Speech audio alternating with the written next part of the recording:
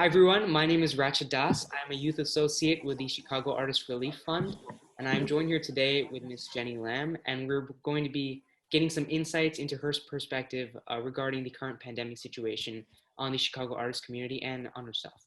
So, Miss Jenny Lam, could you take the moment to just introduce yourself, what you do, and relate it to art specifically? Okay, hi, I'm Jenny Lam. I'm a Chicago-based artist and independent curator and writer. So I'm born and raised in Chicago. I lived in New York for 4 years during college, but came back home. Yeah, I've always been an artist, and I love curating art shows that show off the talents of local Chicago artists.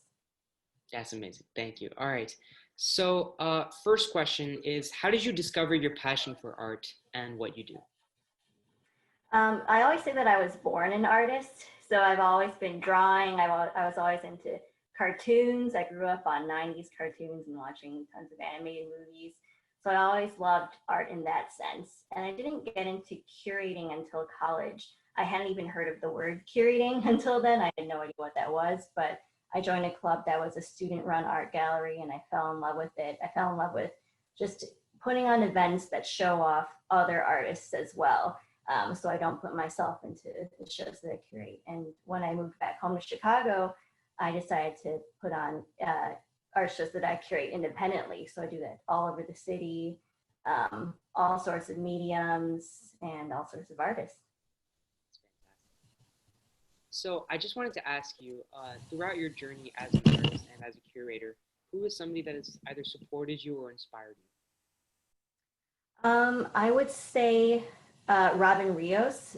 She's the gallery owner of For Art, and it was funny because in the middle of college during one of the summers that I came back home, I was like, I should probably become an intern for an art gallery, like just kind of like dip my toes into the world and see what was up. And I just kind of like found her website, and it was amazing because she was so different and not a part of like the art scene so much, like not a part of the art world, but she was doing her own thing. And so, yeah, I just kind of like contacted her and became her intern. And now we're good friends. And she was my mentor for a long time. And yeah, she's great. And she's such a supporter of the local Chicago art scene. And she was in Pilsen at that time. And now her gallery's in Bridgeport. But yeah, like Robin Rios is definitely one of them. And of course, my parents. I love my parents. Of course. Yeah, that's fantastic to hear. Our community is so great. We're all super Mhm. connected and also passionate. Get to know so many people. So I also wanted to ask about your future goals and aspirations regarding your form of art. So do you want to elaborate on where you want to go or your aspirations in the future? Yeah, I always am into just showing off the local art scene of Chicago just because like I feel like whenever there's national news about contemporary art or media, it's always about the coast. It's always New York or LA. And I've seen that when I was in New York City, and it's just such a big art scene and there's so much competition and there's so many big art galleries and fairs there. Not to knock them or anything because it's great there too, but like in Chicago, we don't really get as much media attention beyond just the local. So I'm always about showing off like we're here too, like we're here in the Midwest, and also that it's such a diverse group of artists too. Like it's not just you know like the standard like blue chip galleries. There's also you know artist run spaces. There's lots of alternative spaces as well. So I'm always into kind of like showing off what we have here, like in our own backyard.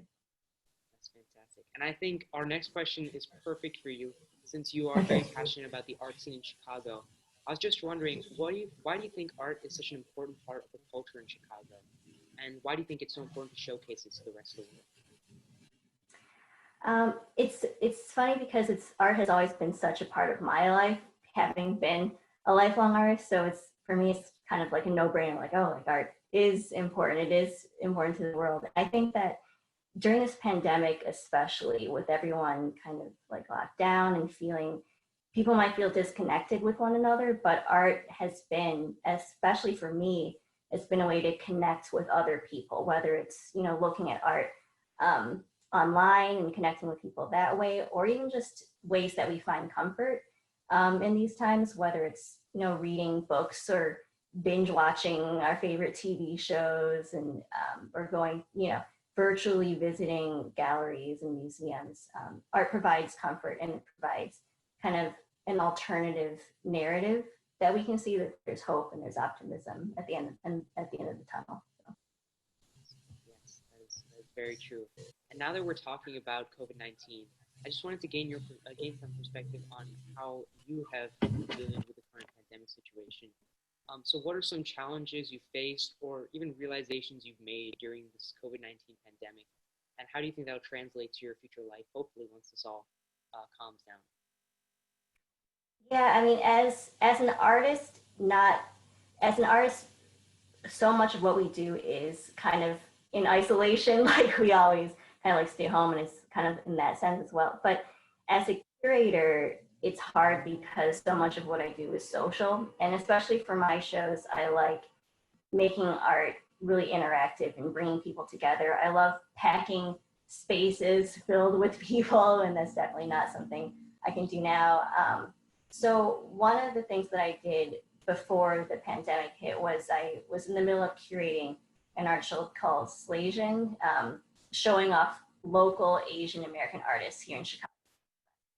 So that was supposed to open March 20th, which also now it happens to be the first day of shelter in place for Illinois.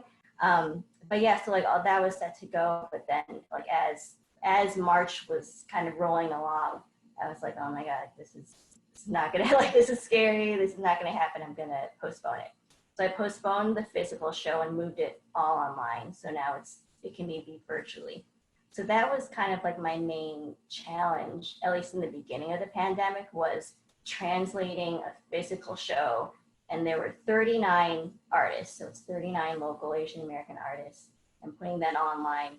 So that was a challenge, but it was also kind of a highlight for me. Like it kind of kept me sane, sharing all these other people's works, kind of kept me connected to the rest of the world. So I didn't feel like I had no mission or any other goals. So that kind of became my mission during shelter in place. So that was both a challenge and a highlight.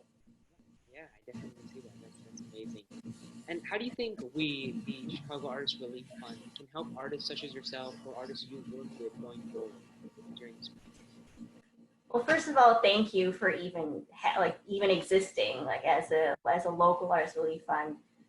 Yeah, I mean, I think it's just so important to support local artists, and I mean, you guys have been doing that, so I don't exactly have advice or anything, but I mean, it's just something to keep in mind for everyone, is to just support, your neighbors, support people here at home. And it could just be anything from whether it's, sharing people's works online, to just buying small pieces. The beauty of art is that it can be viewed virtually, and it can be, like, all these things can be done online, unlike a lot of other things. So like there's just so many possibilities of ways to help virtually and safely. Well, I really appreciate you taking your time to have an interview with me. And I really appreciate using this as a platform to share your perspective and share the work that you've been doing during these times. Going virtual has been a big thing for a lot of artists at this point, and it's really great to be able to talk to you about this current situation and how you're handling it. So I really appreciate that. So thank you so much again.